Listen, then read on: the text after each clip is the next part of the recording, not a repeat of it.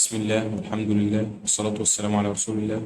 إن شاء الله النهاردة يا شباب هنحل امتحان الوحدة التانية على المرايا والعدسات، امتحان شامل على الوحدة التانية، فيه أفكار كويسة جدا يا شباب، وشدوا حيلكم يا شباب. الامتحان فيه أفكار كويسة، أي فكرة أنت مش عارفها أو أي سؤال أنت مش عارفه يا ريت تكتب فكرته عندك عشان تذاكره، وبعد كده لو قابلك سؤال زيه أو فكرة زيه ما تغلطش فيه. الأفكار دي كويسة جدا يا شباب، فأنا عاوزك بالراحة كده تيجي وتسمع كل حاجة وتستفاد. إن شاء الله هتستفاد، وربنا يكرمكم يا شباب وتقفلوا العلوم وتقفلوا كل المواد. إن شاء الله ربنا يكرمكم، ربنا يوفقكم يا شباب. بس أطلب منك طلب صغير قبل ما تسمع الفيديو. أتمنى أي حد يسمع الفيديو يا شباب، أتمنى أي حد يسمع الفيديو يا شباب، أعيدها تاني. أتمنى أي حد يسمع الفيديو يا شباب إن هو يصلي على النبي في التعليقات. مش طالب منك أي حاجة، ولا بقول لك اعمل لايك، ولا بقول لك اشترك في القناة، ولا بقول لك اعمل أي حاجة. أنا بقول لك صلي على النبي في التعليقات. يعني أنت استمعت بالفيديو، استفدت ما استفدتش إن شاء الله هتستفاد يعني. فأنت صلي على النبي في التعليقات. أنا عاوزك تصلي بس، مش عايزك تعمل أي حاجة تاني. هتصلي على النبي في التعليقات وكمل الفيديو، وإن شاء الله هتستفاد، إن شاء الله هتستفاد وهتتعلم. وإن شاء الله لو أنت واقع معاك حاجة في الوحدة التانية إن شاء الله وإحنا بنحل هنلم كل حاجة. يلا صلي على النبي في التعليقات وتعالى كمل الفيديو. يلا يا شباب، بسم الله الرحمن الرحيم. وضع جسم طوله 10 سم عند مركز تكور مرآة مقعرة، فإن طول الصورة المتكونة يا مستر الجسم طوله 10. موجود فين الجسم يا حبيبي؟ موجود عند مركز التكور اللي هو مين؟ يا مستر والله ده لما يكون الجسم عند المركز خواص الصورة بتتكون في، أقول له والله يا مستر لو الجسم عند المركز الصورة بتتكون عند المركز، وخواص الصورة بتكون حقيقية. حقيقية حقيقية إيه؟ مقلوبة مساوية. حقيقية مقلوبة مساوية للجسم، مساوية يعني لو الجسم طوله 10 الصورة تبقى 10. إذا وقف شخص أمام مرآة مستوية تتكون له صورة تقديرية. يا شباب أي صورة تقديرية، أي صورة تقديرية دايما بتكون معتدلة. يبقى أي صورة تقديرية معتدلة، وأي صورة حقيقية بتكون مقلوبة. يبقى أي تقديرية معتدلة وأي حقيقية مقلوبة. الخط الواصل بين مركزي تكور وجهي العدسة مرا بالمركز البصري للعدسة يمثل مين يا مستر؟ والله ده المحور الأصلي. القطعة الضوئية التي تكون صورة تقديرية ومساوية للجسم. والله يا مستر اللي بتكون لي صورة تقديرية ومساوية للجسم دي مرآة مستوية. طب مين يا مستر اللي بيكون لي صورة تقديرية معتدلة بس مصغرة؟ قال لي يا مستر والله حاجتين، المرآة المحدبة والعدسة. والعدسة مين؟ والعدسة المقعرة. اللي بيكون لي صورة تقديرية معتدلة مصغرة المرآة المحدبة والعدسة المقعرة. إذا كان البعد البؤري، اللهم صل على النبي صلى الله عليه وسلم. اللي ما يصلاش على النبي يا شباب ينزل يصلي على النبي في التعليقات ويجي يكمل الفيديو. أرجوكم يا شباب صلي على النبي في التعليقات. أنا عاوز الصلاة على النبي تتزين أو تملى التعليقات. إذا كان البعد البؤري لمرآة مقعرة يساوي 5 سم فإن قطرها. يا مستر والله البعد البؤري بتقول لي يا مستر 5 سم، هنا كده عند البؤرة البعد البؤري 5 سم. يبقى نق بكام عند المركز؟ قال لي يا مستر والله 10. يبقى نق بيساوي 10 سم. والله يا مستر انا مش عايز نق، انا عاوز القطر كله. ما انا عارف يا مستر ان نق بتساوي 2 عين. يبقى لو العين ب5 يبقى نق ب10، ما هو 2 في 5 ب10. طب القطر يا مستر بيساوي 4 عين. يبقى 4 في 5 ب20. مرآة كرية تكون صورة مقلوب طول الصورة 3، خلي بالك، لجسم طوله 9 موضوع على بعد 20، فإن البعد البؤري المحتمل للمرآة. عايز البعد البؤري المحتمل. اللهم صل على النبي صلى الله عليه وسلم. بسم الله. يا مستر مرآة كرية تكون صورة مقلوبة طول الصورة كام؟ 3 يا مستر. ده الصورة 3 يعني الصورة أصغر من الجسم. أصغر من الجسم، ده الجسم 9 يعني الجسم أكبر من الصورة. امتى يا مستر؟ الجسم موضوع على بعد 20. الجسم مثلا لو هنا كده 20 سم، فالجسم هنا كده الجسم.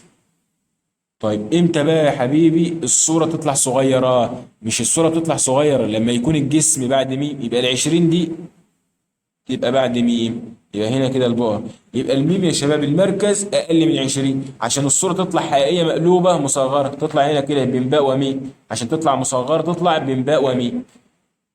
تاني يا شباب الجسم أكبر من الصورة، فامتى يكون الجسم اكبر من الصوره؟ لما يكون الجسم بعد ميم، عشان تتكون الصوره بين باء وميم تطلع حقيقيه مقلوبه مصغره، حقيقيه مقلوبه ايه مصغره. فكده الجسم موجود بعد ميم على بعد 20، يبقى كده المركز اقل من 20. فبالتالي هتكون البقرة لما تقسم على 2 حاجة أقل من 20، فهتكون البقرة أقل، الطبيعي إن هي تبقى أقل من 10. فالاختياري من الأقل من 10 ما عنديش إلا 7، ما عنديش إلا 7 سنتي. صوب ما تحت وخط. عند وضع جسم على بعد أقل من البعد البؤري، عند وضع جسم على بعد أقل من البعد البؤري لمرآة مقعرة تتكون له صورة. يا مستر دي البقرة، أنا حطيت الجسم هنا كده يا مستر، وهنا كده مثلا المركز، وهنا البقرة. طلع شعاعين، شعاع اهوت يا مستر، اللي يوازي يمر، اللي يوازي يمر بالبقر، اللي يوازي المحور الأصلي يمر بالبقر. الشعاع التاني يا مستر والله هيمر هنا يا مستر، ما ينفعش أطلع شعاع تاني يمر، ده يوازي يمر بالبقرة، والشعاع التاني كنا بنمرر بالبقرة اللي هو كان يمر بالبقرة فيوازي المحور الأصلي. طب هنا يا مستر هيمر بالبقرة ازاي؟ ده قبليها لا، مش هيمر بالبقرة يا حبيبي، هنا هيطلع شعاع هيمر بمين؟ بالمركز التكون.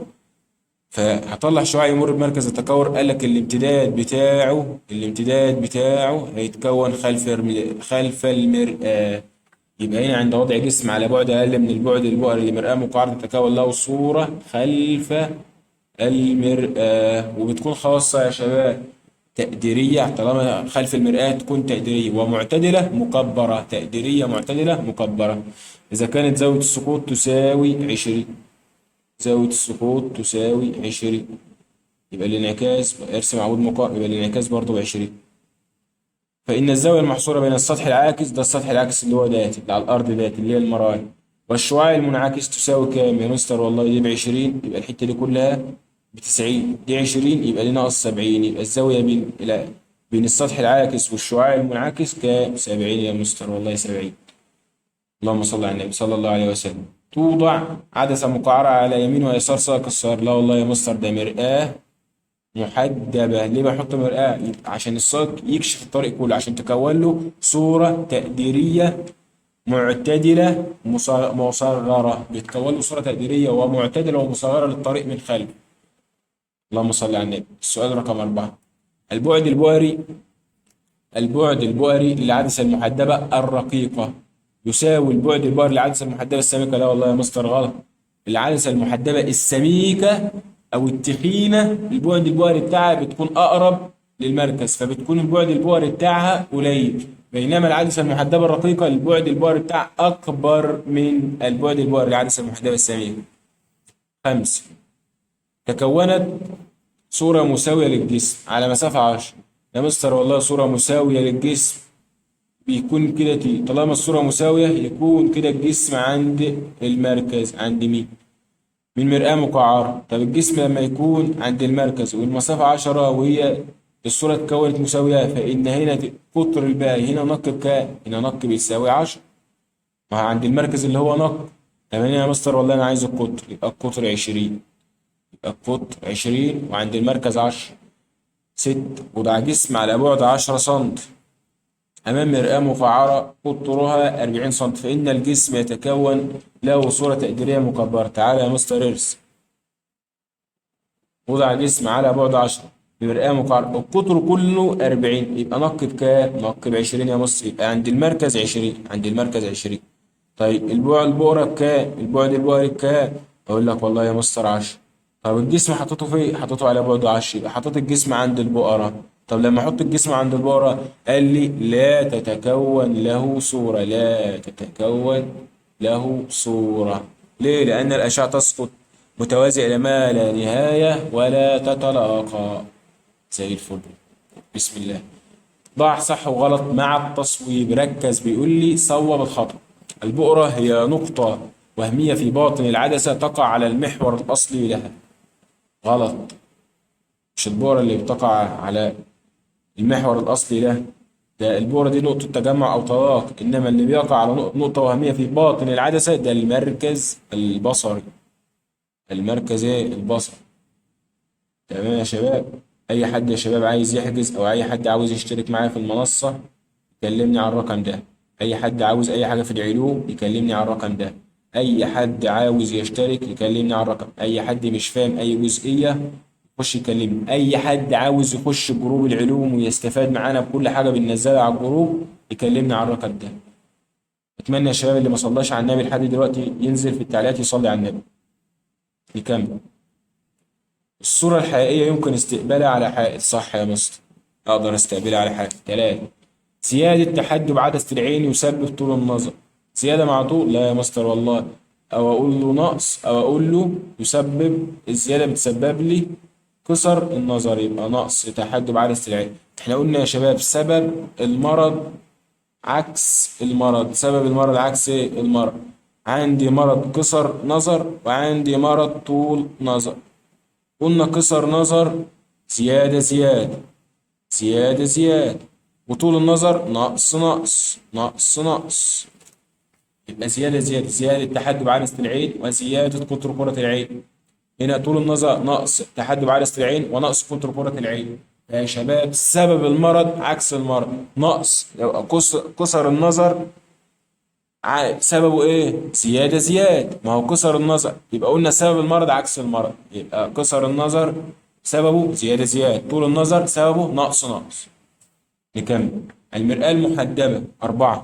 المرآة المحدبة يستخدمها طبيب الأسنان أثناء الكشف الطبي. غلط. ده المرآة المقعرة الحالة رقم 6 اللي هو الجسم لما يكون قبل البؤر، قبل البعد البؤري، قبل البؤر، فبتتكون صورة خلف المرآة تقديرية ومعتدلة ومكبرة. يوجد في العدسة محور أصلي واحد. صح. زاوية الانعكاس تساوي صفر عندما يتعامد الشعاع الضوء الساقط مع الشعاع الضوء المنعكس.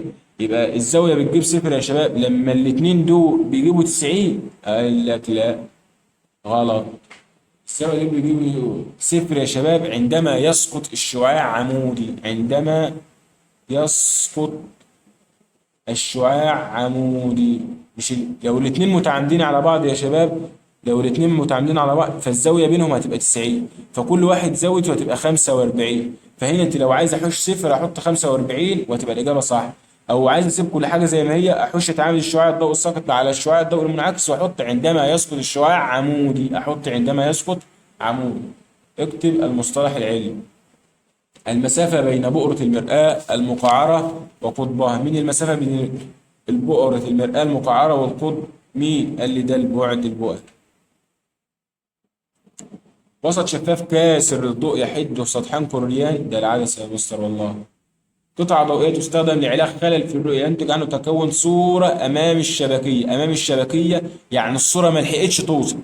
الصورة ما لحقتش توصل، الأشعة صغير، الأشعة صغيرة ما لحقتش توصل، يبقى ده مرض اسمه قصر النظر. طب لو اتكونت خلف الشبكية يبقى عنده الأشعة كبيرة، الأشعة طويلة، الأشعة راحت ورا الشبكية فعنده أشعة كبير، فالأشعة الكبيرة تعمل لي طول النظر. أكمل. عندما يقع جسم أمام مرآة مقعرة. عندما يقع جسم أمام مرآة مقعرة على بعد نقط من ضعف بعدها البؤري تتكون له صورة حقيقية. أول حاجة يا شباب إحنا قلنا أي صورة حقيقية بتكون إيه؟ مقلوب. طب بيقول لي يا مستر مصغرة. والله يا مستر ده أنا لسه قايلها فوق. إمتى الصورة بتكون مصغرة؟ يعني إمتى تتكون الصورة مصغرة؟ لو الجسم بعد المركز. يبقى لو الجسم على بعد أكبر من ضعف البعد البؤري، أكبر من ضعف البعد البؤري. يمكن الحصول على صورة تقديرية معتدلة مكبرة، معتدلة ومكبرة بواسطة مرآة مقعرة اللي هي الحالة رقم 6 لما يكون الجسم على بعد أقل من البعد البؤري. شخص وضع قلما في جيبه الأيسر ووقف أمام مرآة مستوية فتكونت له صورة ظهر فيها القلم من الناحية اليمنى. لأن من خصائص المرآة المستوية يا شباب إنها بتكون معكوسة الوضع بالنسبة للجسم وبتكون تقديرية وبتكون مساوية للجسم، وبعد الجسم عن المرآة يساوي بعد الصورة عن المرآة، فمن خاصة هنا إن هي معكوسة. فهو حط القلم في جيبه الشمال أو جيبه الأيسر هيشوف في جيبه اليمين القلم من الناحية اليمنى. علم.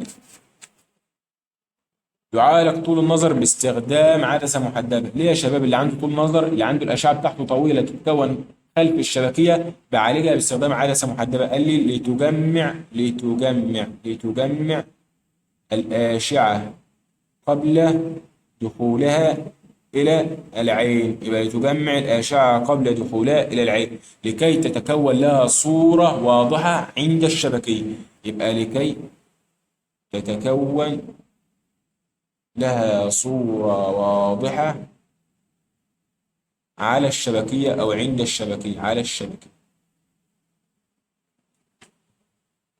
يبقى ليه بيعالج طول النظر باستخدام عدسة محدبة؟ قال لي لتجمع الأشعة قبل دخولها إلى العين، بتجمع لي الأشعة. ما العدسة المحدبة اسمها عدسة مجمعة، بينما العدسة المقعرة عدسة مفرطة. الجسم الموضوع عند البؤر، وركز في السؤال ده مهم. الجسم الموضوع عند بؤرة عدسة محدبة لا تتكون له صورة.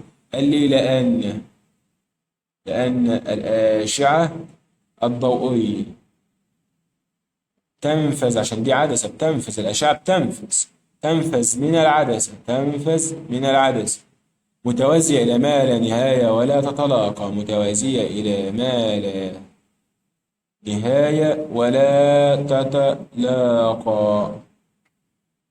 اللهم صل على النبي صلى الله عليه وسلم.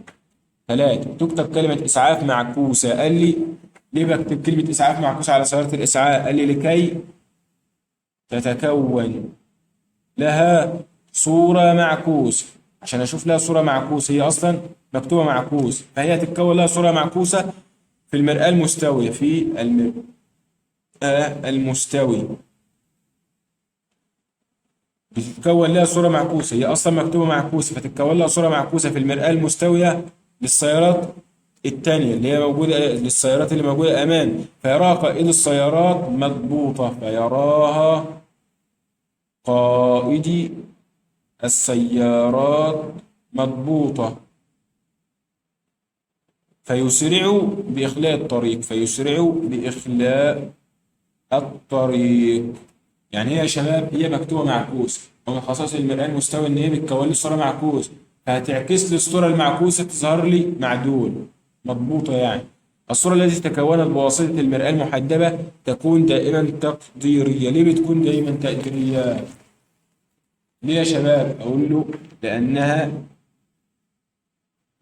لأنها تتكون خلف المرآة.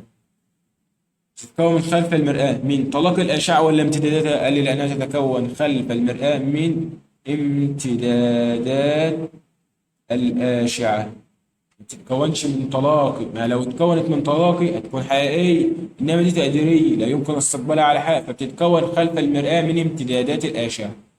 زي الفل، الحمد لله. اللهم صل على النبي. نكمل يا شباب. قال لي وضع جسم أمام مرآة مستوية. أهيت يا شباب، نرسم تحت هنا. وضع جسم، تعالى نقسم بس الحتة دي جزئين، نخلي دي ب ونخلي دي ج. يبقى نخلي دي ب يا شباب، ودياتي السؤال رقم ج. خلي دي ب ودي ج. تعالى ب. وضع جسم أمام مرآة مستوي على مسافة 5 متر، فإذا تم تحريك المرآة باتجاه الجسم بحيث تكون المسافة بين الجسم وصورته الجديدة 4 متر، نحسب المسافة التي تحركتها المرآة تجاه الجسم. أدي اهي مرآة مستوي. وضع جسم المرآة على مسافة 5 متر. هنا كده الجسم 5 متر. أنا عارف يا مستر إن من خصائص المرآة المستوية إن بعد الجسم عن المرآة يساوي بعد الصورة، فالصورة تتكون له على كام؟ 5 متر برضه. هنا دي الصورة. هو بقى عايز إيه؟ قال لي إذا تم تحريك المرآة باتجاه الجسم، لو أنا حركت المرآة باتجاه الجسم تمام، فكانت المسافة بين الجسم والصورة كانت 4 متر. عايز بقى يحسب يا مستر، والله المراية كانت هنا في الجسم والصورة، بعد الجسم عن الصورة هنا كان 10 في الحالة الأولانية، فأنا عايز في الحالة التانية يكون بعد الجسم عن الصورة 4 متر. أعمل إيه؟ قال لي حرك المراية. لو أنا حركت المراية يا مستر، حركت المراية كده باتجاه الجسم، حركتها 3 متر. تعالى بقى ارسم 5 ناقص 3 2. يبقى ارسم لي المراية الجديدة. يبقى هنا كده الجسم على بعد كام؟ أنا حركتها 3 متر، حرك هنا الجسم 2، يبقى الصورة تتكون كام؟ على بعد 2. يبقى هنا الصورة هنا لما أجيب المسافة بين الجسم والصورة تطلع كام؟ 4 متر. يبقى أحرك المراية كام؟ قال لي أحرك المراية 3 متر باتجاه الجسم. عشان تتكون الصورة على بعد الصورة، عشان تكون المسافة بين الجسم والصورة 4 متر، فلازم أحرك المراية 3 متر باتجاه الجسم. باتجاه الجسم. وضع جسم على بعد 4 سم، ده رقم ج. وضع جسم على بعد 4 سم من عدسة محدبة. ارسم عدسة محدبة. ده مركز بصري، ده البؤرة، وده المركز. ده انت يا شباب هترسم بالارقام اللي موجود. انا هنا برسم عشان ما معيش مسطره، يعني برسم على الشاشه فما فيش مسطره، فانت هترسم بالمسطره وتقيس كل حاجه. وضع جسم على بعد 4 سم من عدسه محدده. البعد البؤري كام؟ 3 سم. يبقى هنا كده عند البؤره 3 سم، ما بكتبش ارقام وخلاص. الارقام دي انت بتقيسها. يبقى كده عند البؤره 3 سم، يبقى هنا 3 سم. يبقى المركز كام؟ 6 سم، يبقى هنا المركز 6 سم. طب هو الجسم محطوط فين؟ على بعد 4 سم، يعني هنا كده الجسم هنا كده يا شباب. هل هطلع كام شعاع؟ والله يا مستر هطلع اتنين هنا كده يا مستر. في خط وهمي كده اللي بيبدأ ينكسر عنده الأشعة. يبقى شعاع سقط موازي للمحور الأصلي. قال لي ينفذ منكسرا مرا بالبؤر. ينفذ منكسرا مرا بالبؤر. والله يا مستر الشعاع التاني يمر بالمركز البصري. الشعاع التاني الشباب الصورة الرسمة الخط مش جاي مستقيم عشان انا برسم على الشاشة. فشايف هنا المركز اهو. الصورة اتكونت فين؟ الصورة اتكونت خلف. الصورة اتكونت بعد ميم قصدي. يبقى لو الجسم بين باء وميم الصورة تطلع بعد ميم. شايف ميم فين؟ الصورة طلعت بعد ميم. طب خلاص الصورة حقيقية مقلوبة. أي صورة حقيقية بتكون مقلوبة مالها؟ مكبرة. حقيقية مقلوبة مكبرة. طالما طلعت بعد ميم تبقى مكبرة. إنما يا شباب لو الصورة اتكونت بين باء وميم فدايما بتكون مصغرة. حقيقية مقلوبة مصغرة. الحمد لله يا شباب كده خلصنا الامتحان كويس جدا. أتمنى تكونوا استفدتوا، وإن شاء الله تكونوا استفدتوا إن شاء الله. اللي ما صلاش على النبي ينزل يصلي على النبي في التعليقات، وربنا يوفقكم. وأي حد عاوز أي حاجة زي ما اتفقنا يا شباب يكلمنا على الرقم ده. أي حد عاوز يحجز ويحضر معانا باقي المراجعات يكلمنا على الرقم ده. أي حد عايز يخش الجروب يكلمنا على الرقم ده. السلام عليكم ورحمة الله.